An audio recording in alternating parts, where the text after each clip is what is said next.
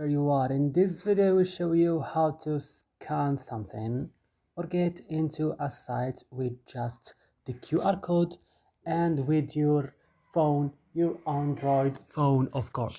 So I will show you how to do this in this video. So let's do it, guys. So just pay attention, it's very easy and quick.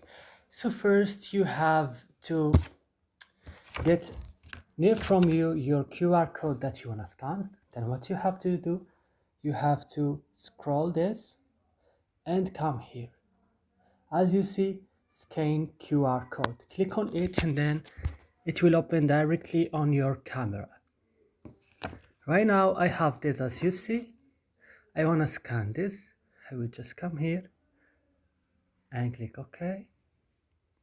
And then what I should do right now, I will click here, open in browser.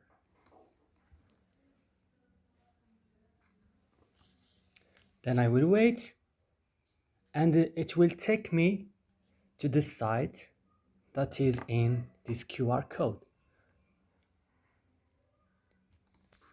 As you can see right now, this is the link. And now it will take me to this site. As you can see right now, just wait because my connection is bad. So that's it. As you can see, it's very easy and quick.